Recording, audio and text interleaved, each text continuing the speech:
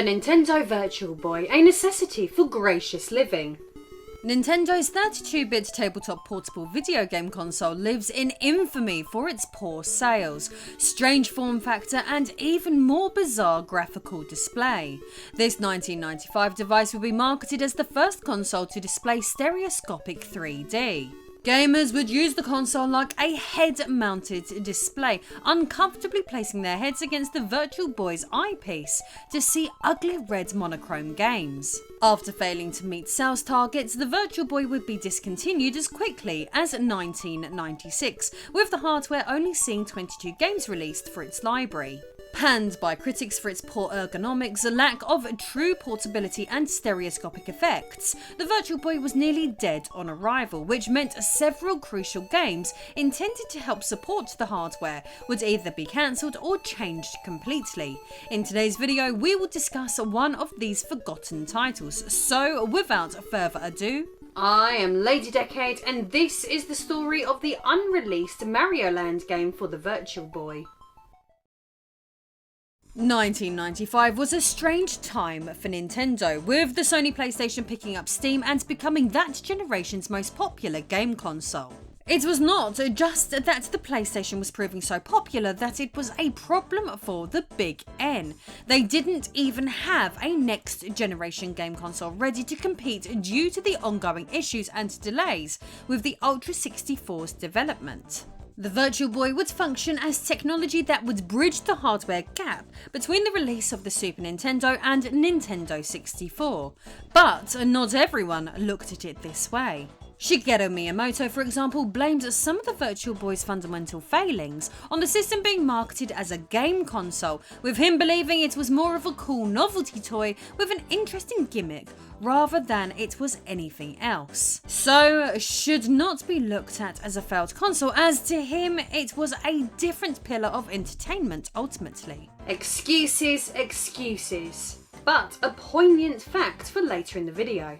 The Virtual Boy would show up at the 1995 Winter Consumer Electronics Show in Vegas, where several games would be demoed, including the mysterious Super Mario game we are focusing on today. GameZero.com would be present at the event that day, but was far from impressed with Nintendo's red and black attack. They would write, "This system is based on a 32-bit RISC processor and had a very detailed screen. The true feeling of depth that this system provided was unbelievable. An absolute first in the gaming market. This system's potential is amazing. However, this is not the wonderful virtual reality system some may think. The screen is a monochrome red palette and can be very straining on your eyes. Although the resolution is very high, all colour depths are achieved using half tones. Nintendo has some tough marketing ahead on this one." And as we now know, tough it was indeed. The Virtual Boy obviously wasn't a system that Nintendo wanted to give its time and attention to for very long.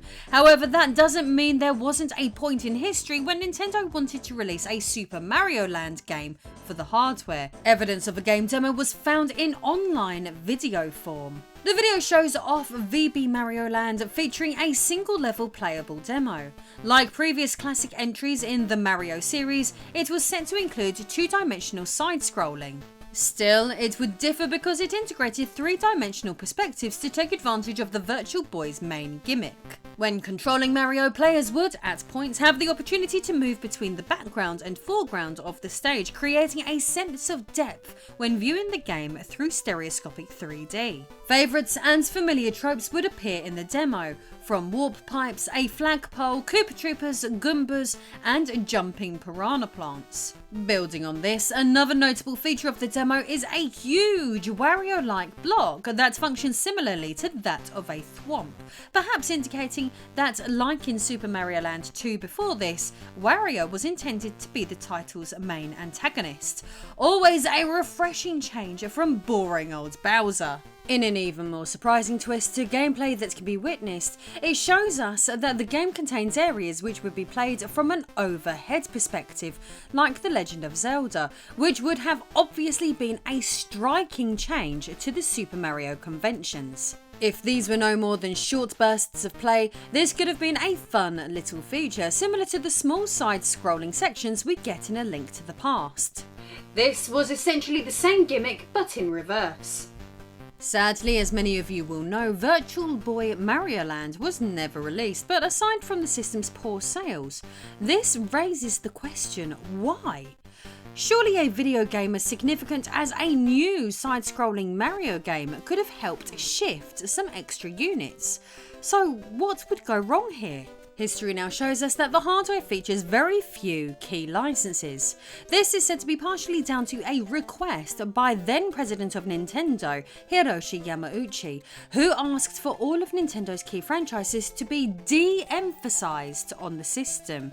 Miyamoto is said to have also supported this notion. This could explain why Virtual Boy Mario Land would never see the light of day, with it being highly likely that such a title would be remodelled into Virtual Boy Wario Land instead. This video game would expand on Wario's handheld lineage as opposed to his more famous rival. This would have helped keep Mario hype further intact when it came to the big release of Super Mario Bros. 64, a critical day one launch for the upcoming Nintendo 64.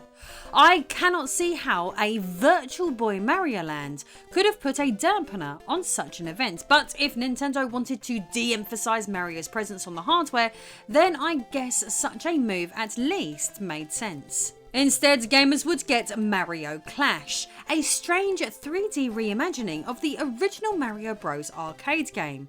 What is more interesting is that according to the UK's official Nintendo magazine, this video game is so simple because the title is built around a salvaged minigame intended for Virtual Boy Mario Land. When reporting on the Virtual Boy retrospectively, they wrote, "Mario Clash was originally a minigame in a much larger game. The bigger game was a VB Mario Land, a promising Mario platformer with some neat 3D effects." As mentioned earlier, the closest thing we would get to a VB Mario Land would be a VB Wario Land, a title that most people consider a great little game and by far the best that can be experienced on Nintendo's strange 1995 hardware. For a while, going under the working title of Wario Cruise, the game would feature mechanics that were shown in the VB Mario Land demo, such as being able to switch play between the game's background and foreground. Another remarkable footnote from the Virtual Boy Mario Land series is that the background gimmick successfully pulled off in the Wario Land game that preceded it would inspire multiple developers to include such a feature in their games. Notable examples include Retro Studios' Donkey Kong Country Returns, which was released on the Nintendo Wii in 2010. So the work on this mysterious demo was far from all for naught. Nice.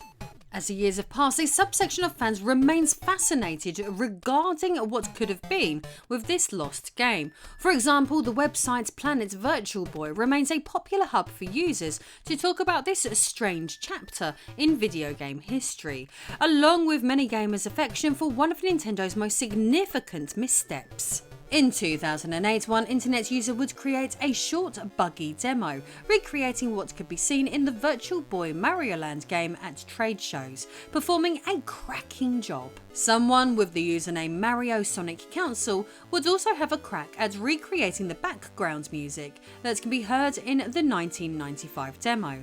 This is also a great effort and allows us to listen to the music without the background noise from the trade show inhibiting the experience. This all serves as evidence that this lost game from 27 years ago continues to function as an interesting curiosity in gamers' minds today.